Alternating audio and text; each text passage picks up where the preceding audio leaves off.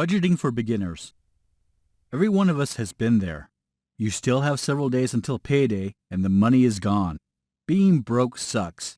Having too much money at the end of the money is discouraging when you work hard and can't get ahead to make ends meet. This troubling phenomenon of being broke is not the product of gnomes sneaking in and stealing the money you have hidden in your mattress. This is a direct result of poor planning. Sooner or later, we all reach a place where we have to take control of how we manage our money and accept that we need a budget to keep us in line. You can continue to hope that you are the heir of a long-lost oil tycoon's fortune, but you shouldn't hold your breath. Budgeting is not rocket science.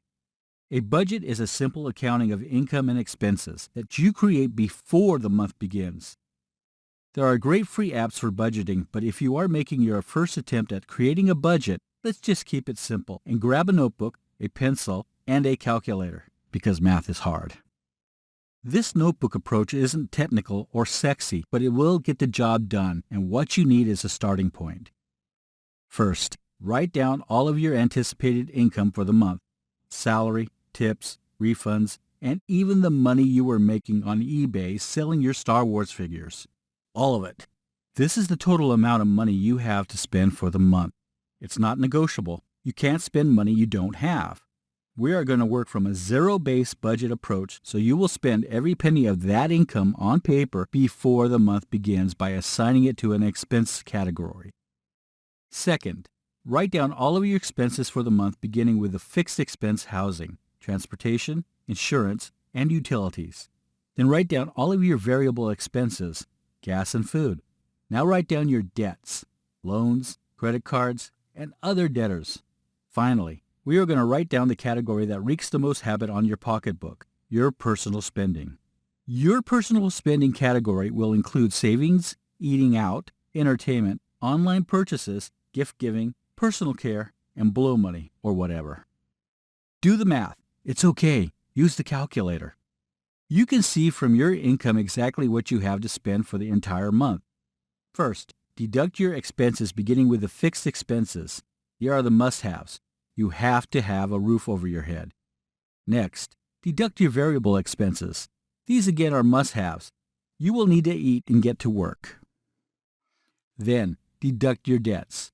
Like it or not, you have to pay the bills. Finally, take a look at the amount left over from your income after you deduct fixed expenses, variable expenses, and debts. This amount is what you have available to spend on your personal spending category. Once you spend it in your personal spending, your budget should have a zero balance. Personal spending. For most people, personal spending is where it all falls apart. You grab a coffee in the morning, a sandwich at lunch, buy a new app on your phone, meet friends for drinks after work, and at the end of the first day, you spent $30 you hadn't expected to spend. Duh. Multiply that across 30 days in the month, and the great mystery of where did all my money go is solved. You have to become intentional about your spending, and adding a budget to know what you have available to spend is the first step. Yes, adulting is hard, but sooner or later we all have to do it. To allocate within the category, start with what you know you must have for the month. A gift for your sister's birthday, money to going out with everyone for the going away party.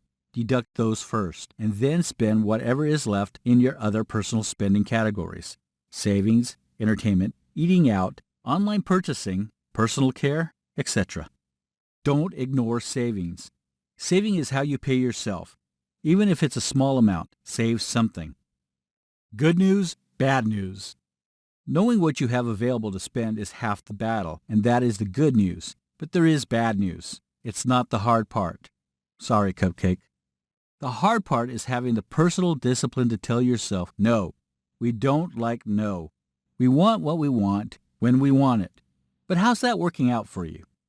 If you have creditors calling, if you are living on credit cards, and money, or lack thereof, is stressing you out, what you need is some self-discipline. It's easier to avoid self-discipline in your personal finances when you don't really know where you're going wrong. Having a budget removes the excuses and makes you accountable to yourself. It's time to stop complaining about the situation and start taking control of it. Create a new budget now. Paper, pencil, calculator. Go.